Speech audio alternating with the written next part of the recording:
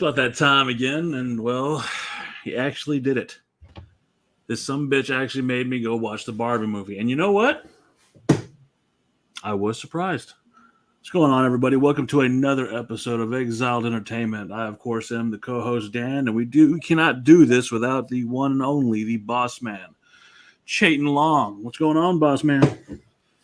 Nothing much, and well, to be honest, besides us being here earlier than usual we do this every 2 weeks. Well, we became Barbie girls. You became a Barbie girl. I became a guy who watched from the bushes, going, "Oh, that's interesting." No, we wore dresses. We wore the pink dresses. We went in the hive of pink dress wearing girls and all that good stuff. Actually, there was really nobody in my theater. There was like 6 people, so that maybe you, not me. Oh shit, you're sucks, and like it's still been like here in San Antonio. It's still like we're a weekend. Like that's already done its first weekend, and it's still fucking like yeah. People are seeing Oppenheimer too, but like basically you could tell who's seeing Barbie by the pink outfits they're wearing, and a lot of them are mighty fine. And then thank you to the Barbie because I've gotten at least 6 or 7 numbers do that and all that. Okay, Ken. Huh? Okay, Ken. Oh yes, the great Ryan Gosling. But yes, it's been just crazy how this movie's taken the world by storm in regards to just not only just the craze and the praise of this movie, but the box office. Like right now, we're recording this on Monday, so bear with. So this video will be up on Wednesday, so therefore the number probably will be up. But I am looking at the current box office because on the first weekend it made $162 million worldwide or domestically, and currently it has made $774 million. It is marching along to the $1 billion club, and there is a possibility that it will hit that. Even this past weekend, it only took, which is really good, it took a 42% drop from its previously made $93 million this past weekend. So it's got legs, it's got momentum. Oppenheimer's kind of similar. It took a 44% drop, but yeah, the Barbie craze is still in effect. And I'll say this as far as the movie goes. I went in thinking it was going to be one of those very woke, very like message oriented, like this, like the situation we're in, currently. But it's not. It's got a decent message. Margot Robbie really did a good job playing the character of Barbie. I think one of the funniest moments, without saying too much, is when they bring her up. The narrator brings up Margot Robbie herself as the character. Oh yes. I think Ryan Gosling does anything that man touches is usually good. I mean, we go back to when he did The Notebook and how much they loved him in that movie. And he just does he's a chameleon, and the fact that he can play just about any fucking role, and he plays the character of Ken so well, and his transition from the real world going back to Barbie Land and vice versa, and what happens, the ultimate. By the way, spoilers. We will be discussing spoilers, so if you have not seen the movie. Well, I didn't know if we were or not, so I'm trying to be very careful about that. Part of me doesn't want to, but part of me, I'm with you. Whatever you want to do, we'll do it. Yeah, I'm going to talk about stuff probably in the halfway point regarding it. But like him and his growth as a character throughout the movie, whether it be positive or negative, is just very well done. I will say one spoiler: there is a cameo in the movie of a mermaid. Yes. His name is John Cena. But I mean, it was really well done. It was cute. It was. I didn't go in thinking I was going to like it, but it was a good movie. Yeah, and we've had a discussion. We had a very very short discussion because it was during work, but very short discussion about why I actually preferred this over Oppenheimer, and I was not expecting that. I compared this movie to Puss in Boots: The Last Wish. Anybody But you have been pushing that movie, and so eventually I'm going to have to watch it. But it's on Netflix. yeah, I saw that. It was on Peacock, then went on Netflix. That's usually what happens with a lot of Universal's animated movies, because like I remember I was watching The Bad Guys, which is another great animated film from last year, and I was watching it. It was the last day it was on Peacock, and I watched half of it. I fell asleep. It wasn't because I was bored, it was just because I was dead tired. I wake up next day and I see it's on Netflix. I'm like, or now on Peacock, and I'm like, fucking hell! Now I gotta go and rent it or buy the movie, which I wouldn't have minded. But then I saw it was on Netflix. I was like, oh, thank goodness! So I just rewatch it watch the rest of the movie. But I compared to those two. I compared Barbie to Puss in Boots: Last Wish because when Puss in Boots came, I said, okay, movie that really has no buzz, a movie that's a sequel to a movie from 10 years ago. And I said, this movie, if anything, is going to be decent. And after coming out of it, I said this movie had no right to be as good as it was. In the same way I thought Barbie, because when I first heard they were doing a Barbie movie, I was skeptical at best because I just didn't know how you would make a Barbie movie, especially like if you're kind of how it does in the movie, playing it off like the toy world and the real world and all that. So after walking out of it, I was like, God damn, this movie's actually pretty damn good. I love the fact that Mattel was able to make fun of themselves. Will Ferrell played the CEO of Mattel Toys, Yeah. and he was basically he was like, I am Barbie.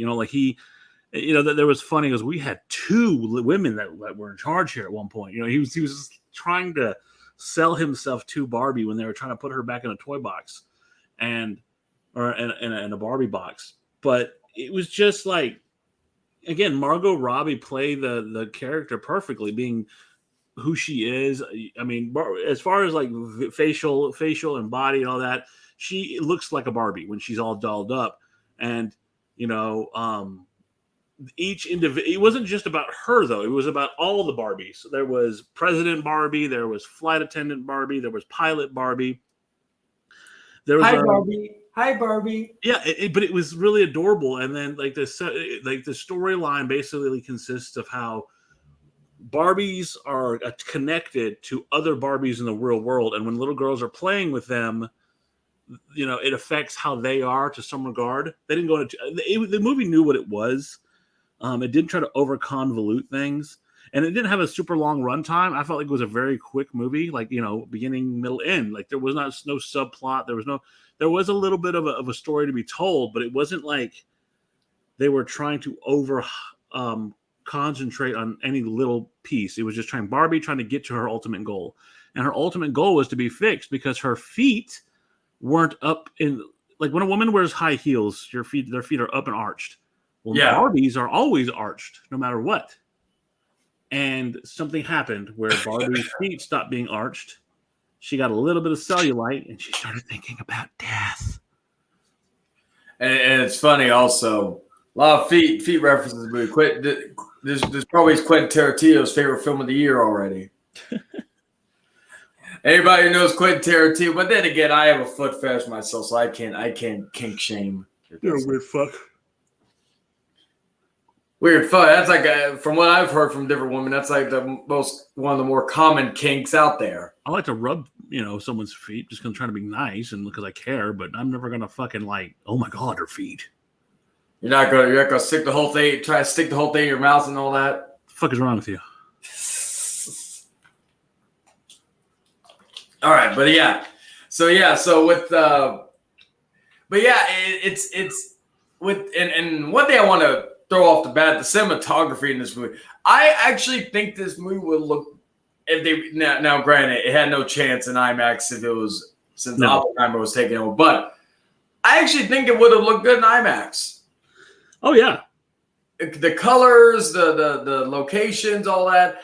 I think even I liked how at times you thought it looked cheaply made, but it was by design because it's supposed to look like toy houses, toy buildings, So like you don't look at it and say, oh, that looks cheap or anything like that. It's supposed to look, because it's supposed to be like looking like toy houses, like fucking something you see in a fucking little girl's bedroom, where you see just like fucking like all these houses and all that, and the dolls all around and all that. And yeah, I thought Ryan, and that was the one thing I kept hearing before I even saw Barbie. One thing I kept hearing was Ryan Gosling. Ryan Gosling was great. He's great. He deserves an Oscar. He should be nominated. And I remember when they said the Oscar part, I was like, okay, back it up a little bit. I wouldn't say go that far. Then I watched and I was like, you know what?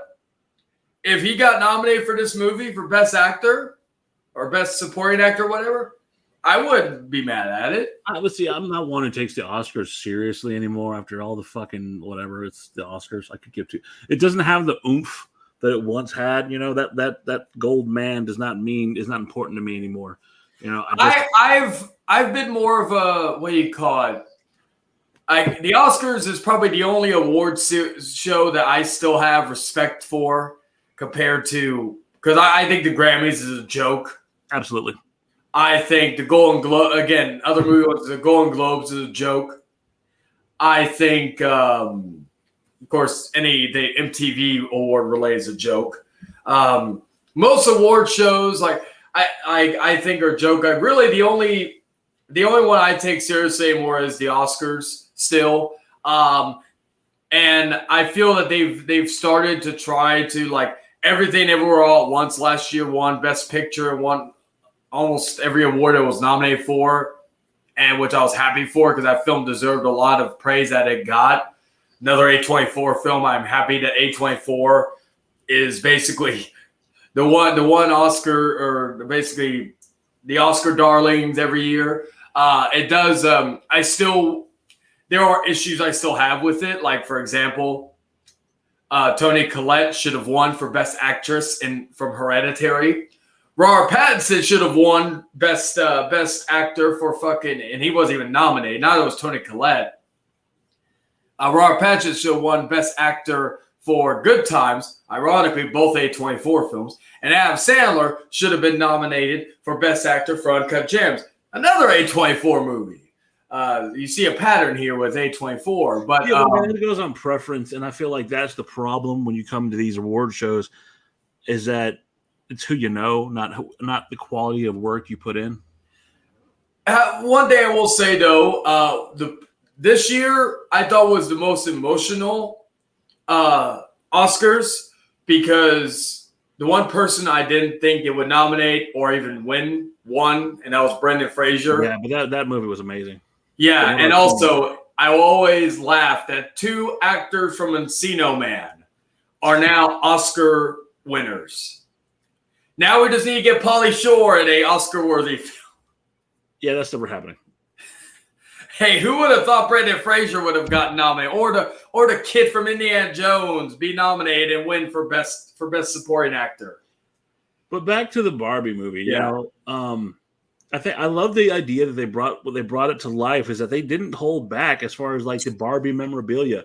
You know, you had Midge, Barbie's pregnant friend. You had dog with actual, you know, with real poop action. You had Skipper there. You also had fucking Alan. Who didn't love Alan in that movie? Oh, Alan was great. Like, and that's something else I want to add to that. Like, and props to Mattel. How many companies, or even how many like people that are like autobiographies, like about, like, I don't mean to go back to A24 for a moment, but like they're doing a movie on the Von Erichs with Zac Efron. I think he's playing Carrie Von Erich. I'm very looking forward to that movie, but I'm very curious how they do it. But reason why I bring that up, whenever you do a biography, autobiography, or a fucking movie about a company or whatever, even during their dark periods, they try so hard to basically wash it out and make the person or the company this beacon of hope, or this great company, this great person, even though they've done horrible shit or they've done some shady shit in the past.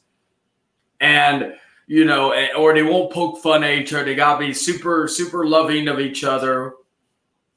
but Mattel talking about their mistakes, talking about like making fun of them in general.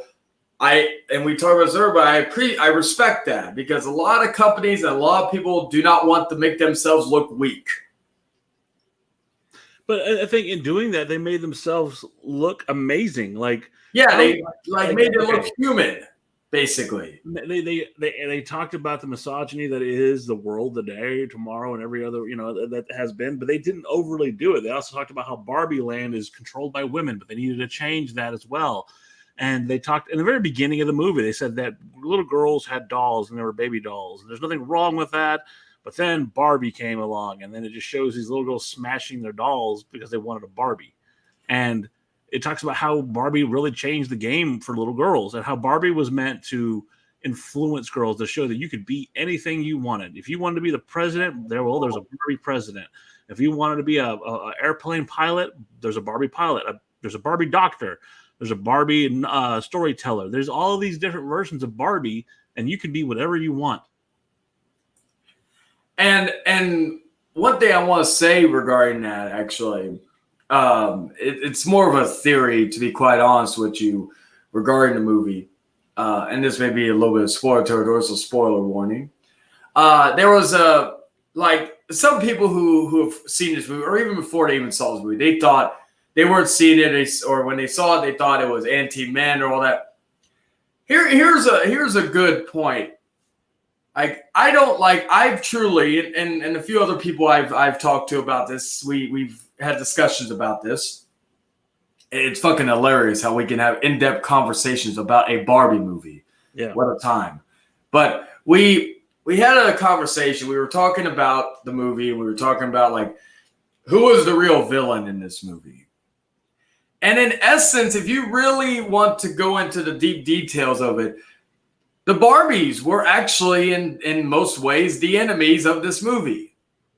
They had a basically control of the world that they were in, and the Kens had all they knew was to worship Barbie and to basically worship their Barbies. So when Ken goes out into the real world and gets just a thank you and a time of day and appreciated, he realizes there's more for him, more to them than meets the eye. Then when they go back, he's trying just to do what they did and make it Kenland. The kingdom. Thank you very much. Yeah, the kingdom. Like, they're trying to do that, and the Barbies are rebelling against that because it's change. And then at the end, they kind of come to basically, they live their lives. And so I appreciate, in essence, they wanted to take back, and everything was basically them, and they had to be worshipped from the ground they walked on. And so I truly believe, if we want to look at it from the villain standpoint, the Barbies in a lot of ways were the villains of this movie. Well, I mean, they were the villains, but ultimately they had to become the hero because they had to fix their mistake, and they were given that opportunity. For what it was, there was some complexity to it in the sense that, yes, the Barbie dumb is what I could agree with that, is kind of the villain, but it's because they didn't know any other way. Yeah. And so you have to, there's a level of ignorance there that you can give a pass on. And then when they realize, and then you have that really touching moment where fucking Ken's dressed up like fucking Sylvester Stallone. And he's looking at her, and she's because Ken wants her to like him. That's all he ever dreams of, is Barbie liking him. But he even tells her, that's why I was created, for you to like me. And you don't look at me the way I want you to look at me. And she basically tells him, but you're Ken. You are Ken. Be Ken. Ken is Ken. And you should start being Ken. And something flips. He's like, you're right. And so you see him go off to basically be Ken. He can be his own person, and he can beach. Yeah. Beach off.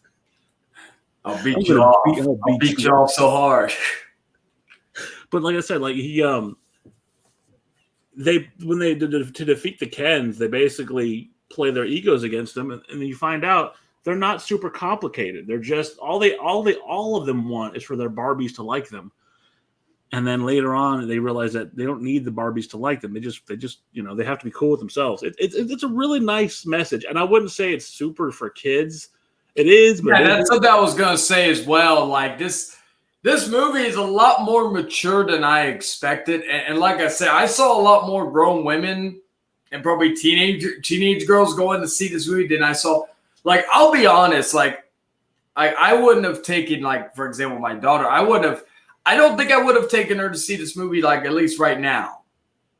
Well, and beyond that, the main human being in the story, she was an adult. Yeah, America Ferrera, which she was great in this movie. Oh, absolutely. And her daughter in the movie, like, it wasn't about her daughter. It was about her and her, issues. And she was trying to connect with her daughter. And in connecting with her daughter, she busted out their old Barbies and started playing with them. And that's what caused the big,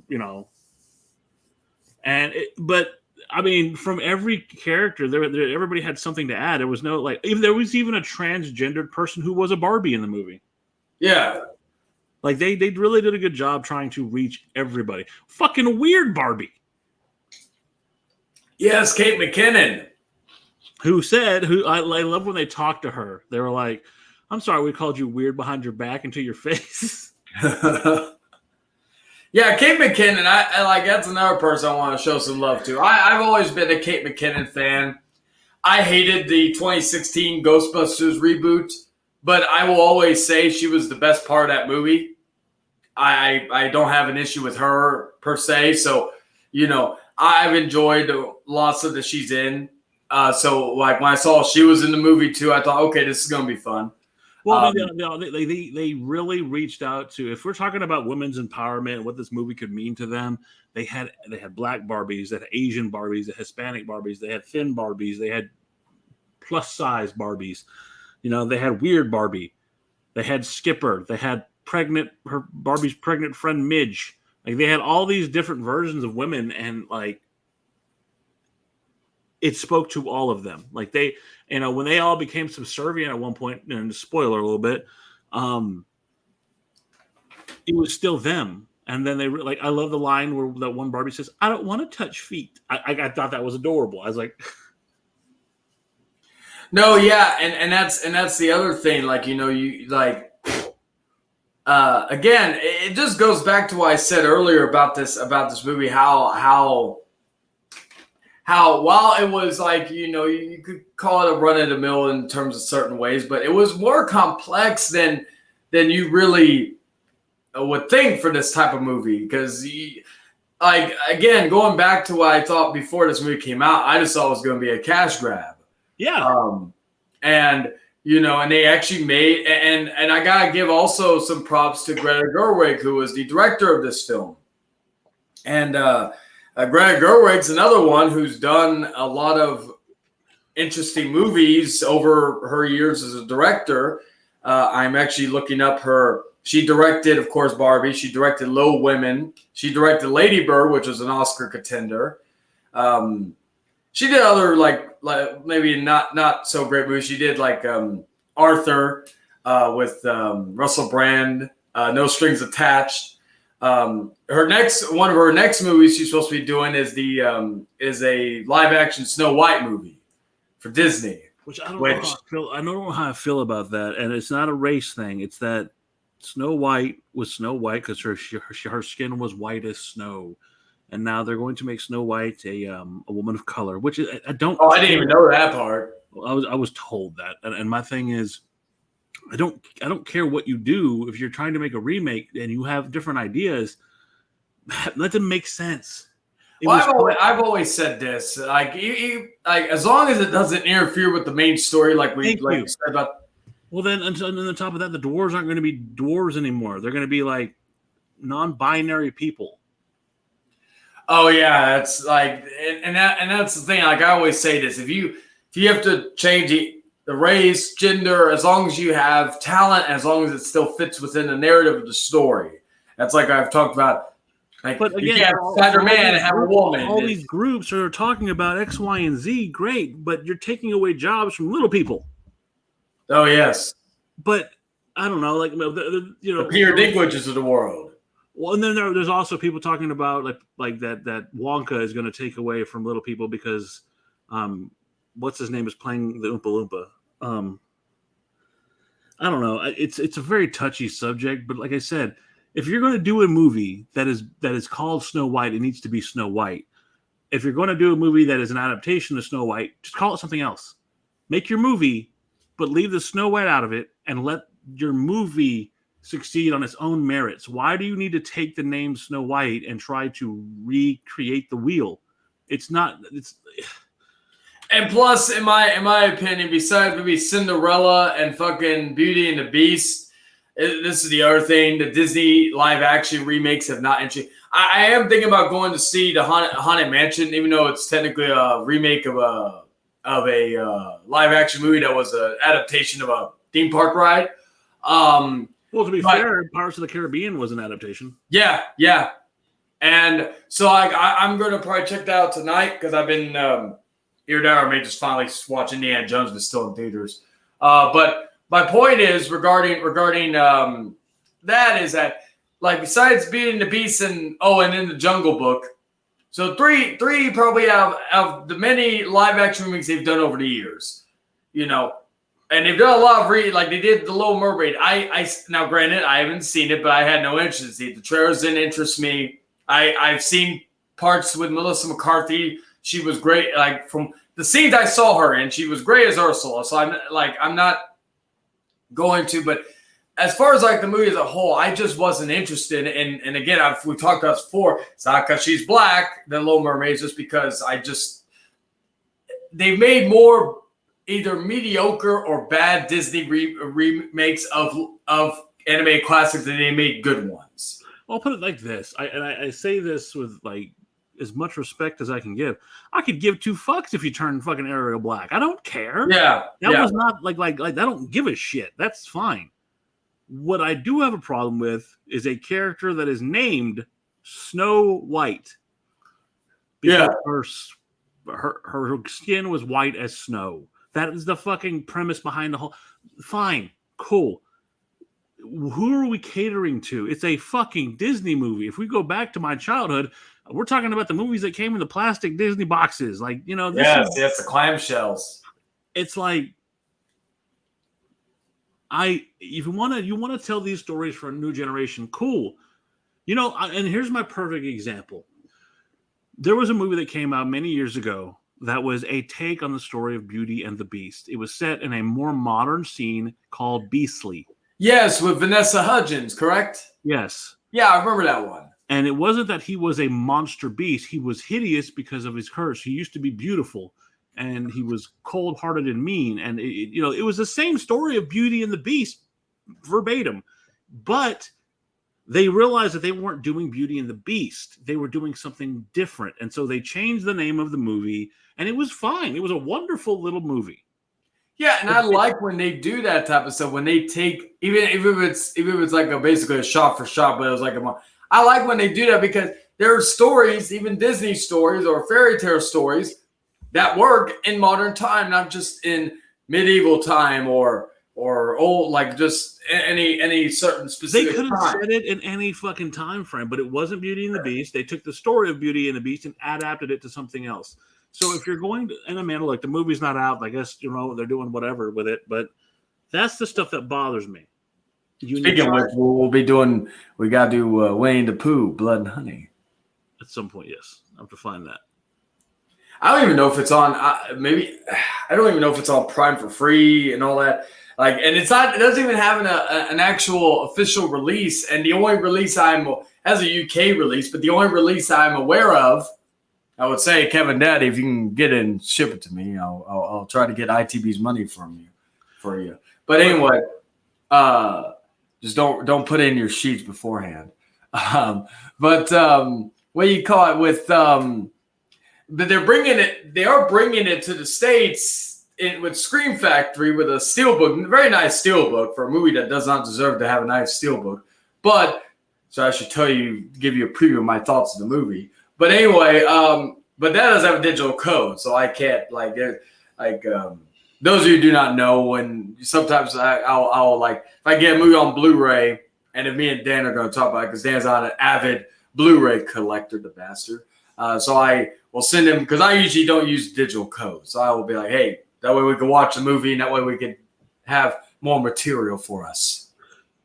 But back to like Barbie. Yeah. I love that this is, yes, it's Barbie, but they made their own story. They're not biting off somebody else. They're not trying to change the fucking way Barbie is. Barbie is a, tall, long-legged, blonde-haired, blue-eyed character. Margot Robbie played the role perfectly, in my opinion. She was naive as fuck going to the real world because she is stereotypical Barbie. That is her name in the movie, stereotypical Barbie. Yeah, she wanted to she thought when she came in, like when she was coming into the real world, she was going to be loved. She was going to be beloved. She was going to be worshipped. And that was like her idea. And unfortunately, it didn't pan out that way. It went like, and if anything, Ken was the one who gained more from going to the real world and coming back and teaching the other Kens patriarchy. And it's just, like I said, it's a very good movie. When Barbie was at Mattel, because Barbie does go to Mattel, she meets someone very important, and you don't find out who she is until the very end. And I'm not going to spoil that. That's one of the things I don't want to spoil. When they get back to Barbie Land and they finally fix everything, and eventually Will Ferrell and the Mattel mafia or the Mattel agents come after her, they are all happy and everybody's like, it's a happy ending, but Barbie's not. Barbie's kind of confused towards the end of the movie, and you'll see why. And it's like, again, some people would call it sad, and I don't think it's a sad ending, but Barbie is a complex character, and I think if they're smart about the way they market this, and they're smart about the way that they take this message, one, they're going to make millions of fucking dollars off of this anyway, but they have a whole new, it's not just about Barbie anymore. It's not just about Ken. It's not just about Skipper. It's about Alan. And this is a story about Alan and how Alan, just kidding. But no. And then if you don't know, Alan is Ken's buddy. That's it. That's all he is. And there's one Alan in the whole movie, and he's just Ken's buddy. But like I said, they didn't hold back. And like I said, going back to the ending, it's very touching. It's really funny kind of at the end. Barbie makes a decision, and it changes her. It's going to change the way the Barbie verse is for the rest of. I don't believe there'll be a sequel, if there is, but. Also, shout out to Michael Cera, who played Alan. Oh, fuck. Michael Cera was amazing in this movie. Watch this. Who's your favorite character? Alan. Yeah, like fucking. I looked at him at first because he wasn't as skinny as he usually is, Michael Cera. So I was looking at him, like, is that Michael Cera? He was a little beefy. I'm not gonna lie, he was. Because I'm used to him being very slim and fucking skinny and just fucking. See, I'll always have a soft spot for Michael Cera because he played one of my favorite characters in literature. I'm a big fan of the Scott Pilgrim series. Oh yeah. Series. I wasn't a fan of the movie as much as I am of the books, which is like typical. It's normal for everybody. But I think he did a decent job playing Scott. Scott is kind of like, he's not your typical hero. He's kind of a dick. And I loved, of course, Superbad, but also I loved him playing the exaggerated version of himself in the movie This Is the End. Oh God, yes. Yeah, that was great. Like that. I think that was like shit. That movie's 10 years old now. Fuck. Shanning's Taint Yum. Yes. Danny McBride made that fucking movie though. Who? Danny McBride. Oh yeah. My mom will never watch it again after that scene with Channing Tatum. She was a big Channing Tatum. I can't believe he did it. Yeah, no matter what, I thought that scene was hilarious. But props to Channing Tatum doing that scene. But I was like, fuck. But yeah, no, Dave McBride, that's another one. I always looked at him, and it's a shame he's gotten big in terms of outside films. Like he was one of the people behind the Halloween movies. I'll let you speak for a second. I would step away for just a second, but I'll be right back. How dare you leave me if I did it? You do the same thing all the time. We just don't talk about it. Yeah. You see, I'd be incognito about it.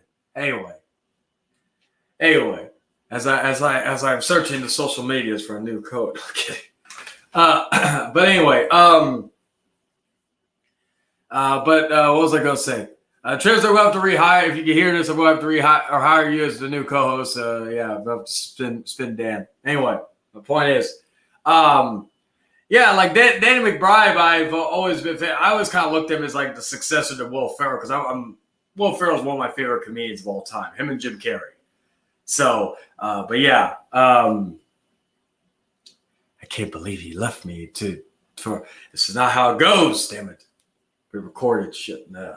Anyway, so yeah, but yeah, like this movie had a lot of good messaging under it, which again, I go back to comparing it to Puss in Boots because again, with Puss in Boots, I've said that the story about like the meaning is death and valuing your life, and that's kind of a similar situation with Barbie in a way where she's thinking about death. Once her feet become flat. But it's not just that. Like she was thinking about death before her feet went flat. See, it didn't take me that long. Go fuck yourself. But I already hired trips while you were away.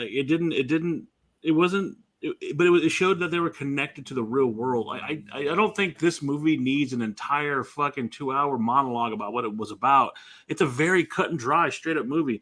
I think Oppenheimer's going to take a little longer to describe, but this is just, it was a good time. And if you got fucking $10 and you want to go see a movie and you want to go just enjoy yourself and you want to take your girl out and see a fucking movie, that's the movie to go to. Oh yes. Luckily I had 3. That way I didn't feel too bad when I was feel too confined when I was like, oh yeah, I'm the only dude seeing this movie. So great message. Good fucking filmography, great acting, character choices and actor choices, all around decent movie. If we have to give it a rating, because we're getting around to that point, what would you say? I'd actually give it a 4. 4 to 5. Yeah. I give it a 3. It was a good movie for what it was. I don't think it's going to be an Oscar winner. I think it has a good message, great actors, great acting. I think if it gets any Oscar recognition, like I said, it could be after last year with Brendan Fraser, I never discount anybody from getting nominated, and who knows Ryan Gosling. I think it has a chance for set design and cinematography. Oh, absolutely. I think if you asked me. If this movie, I don't think it's going to win best. I don't think it would be nominated for best picture or anything like that, or best director. Margot Robbie, I don't think is winning best actor or getting nominated. But if you ask me right now, without knowing the rest of the movies that are coming out the rest of the year, what movies do I think that are going to be, or what would I think this week could be nominated for? And I would say cinematography, set design, and maybe even costume design and Ryan Gosling. As far as cinematography goes, and we'll talk about this more next week, I think Oppenheimer has that in the bag, at least until something else comes out that blows it away, which I don't think it will. Maybe Dune, but if Dune does get delayed. And like I said, like I'm not trying to overstate next because I'll leave next week for next week. But Oppenheimer is probably it is. I'll go into detail next week. I'll say that, but it will. I think that everybody should probably take a look at Oppenheimer and really think about your ideas of war and power. And I think that Cillian did one of the best jobs I've ever seen an actor do. I think that Robert Downey Jr. played his role perfectly. I think, hell, even Matt Damon, like he killed it. It was not what I thought it was going to be. We were at the theater from 11 till 5 that day. Yeah, they did the opposite of what I did. I would have loved to do a Barbieheimer double feature, but yeah, I literally had to see Barbie the day I was off, and then I saw Oppenheimer right before I went to work. I literally timed it so where basically I had 30 minutes to kill between the movie and work. So yeah, we'll talk more about that when it comes out. I think that's definitely. But back to Barbie, I think 3 out of 5 is fair. It's never. I don't think it's an Oscar-worthy movie. I think there were some bright spots as far as acting. I think it was a very good story, but it's not something that you're gonna miss. It's not gonna change your life. Really good, really good story and message. I think for men and women. I think that it's not the woke. Fucking, I don't know why people are tripping on some woke ideology for it. Yeah, I like, as someone as me who is very outspoken, especially with woke movies. Like I've talked ad nauseum with going back to Ghostbusters 2016 or Feminism the movie, aka Black Christmas 2019, or a few other movies that have come out over the years. I don't put this in the same category. Now, again, 6 months ago, maybe I would have thought that, but again, you always like the oldest. That's the beauty about movies. Is like we know about them coming out. We're gonna make our assumptions before, but you don't know a movie until you sit down with your box of popcorn and your fucking soda and watch that shit. One last reference to this movie. Same thing about Puss in Boots. Go ahead. No, I was just gonna say that was just my thing. I was say last reference about Puss in Boots because. I said that's like I think that's like the build like the one movie for some reason that's been building up every episode. So by the time we finally watch it, it's gonna be like the people's big payoff because I've been working it up every. I've even told Dan behind the scenes watch Puss in Boots: The Last Wish. I don't even like. Have you seen the first movie? I've seen it. Yeah, Puss. Okay, because I was gonna say. And if you didn't, I would have said, you may like if you're familiar with the character of Puss in Boots, you don't I would have said, oh yeah, if you don't see this, if you don't see the first one, you're going to be totally saying what the fuck's going on, That's kind of what I like about what we do here. We don't just do old movies; we are doing new movies. We're people have lives and time, but this is not a bad it's like an hour and a half runtime. You go in, you just enjoy the film for what it is. And then you leave, and it's a little thought-provoking. It's pretty good, again. And again, it's a message for everybody. It's like beef, like ultimately, it's a story about being yourself, finding yourself, and being cool, accepting that you don't have to be what everybody tells you to be. And if you want to be what everybody tells you to be, that's not horrible. Just be happy in your own skin, whether it's plastic or whether it's real.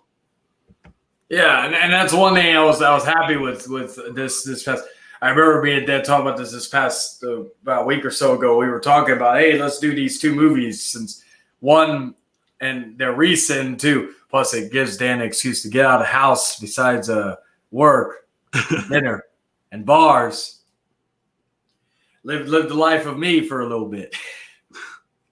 That's basically me too. Movies or the theater, work, bar, home. Occasionally Best Buy to go find a Blu-ray. And I'll tell you though, like, and this will be the last thing for you close it out, but yeah, last thing for me is that, like, for real, if you have a significant other and she's a strong woman and you're a strong man, you go together. You'll both leave, feeling a little better about yourself. You'll both leave going, you know what? This is not bad. I promise you, it's worth the $10 charge or whatever your theaters charge. It's not a bad movie. Yeah, and I had people like when I was serving at the bar, I had people fucking like, they were like, oh, I don't want to see you. I don't like they're with their girlfriend or something. I want to see this movie, or I really want to see Oppenheimer. See that tomorrow. And I've been telling the guys, I said, hey, I went to go see it. I thoroughly enjoyed it. I think it's a film for both genders, not just one. And then I've had people coming out that I talked to earlier, they tell me, oh, you were right. It was great, and all that. So I'm glad, I'm glad that people's like, even the people are reluctant, like give them just a little nudge. I like forcing them, but just give them a little nudge. And they because again, I'm sure a lot of guys out there are with their significant other and they're like, oh, I got to take her to go see this movie. It's not like when I went to go see 50 Shades of Grey on my wedding day. That was yeah, but like this was actually something I wouldn't mind taking a significant other to, and all that. So basically, I guess the moral of the story is to people, be open-minded for this movie. Because again, we're two dudes talking about a Barbie movie. Who would have thought that? And enjoyed it, for Yeah. what it was. I actually enjoyed it.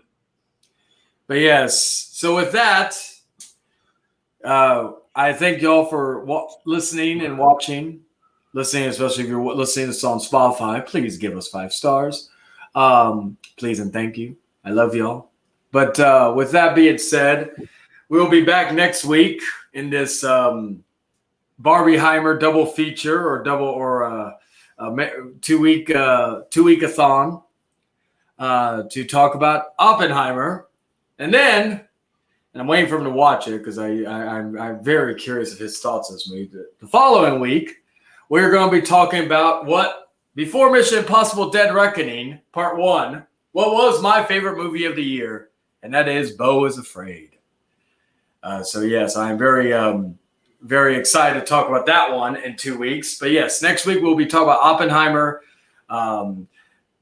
Final words, I guess, in regards to this. I'm trying to think where I have these movies in my rankings. I know Barbie is for sure in my top 5. I just don't know what it's not in my top 3. I know that for sure. And Oppenheimer, just to give a little spoiler word where it is right now, it is in my top 10. I got to update my list because I have a year-end awards I do every year, so I got to keep up with the lists.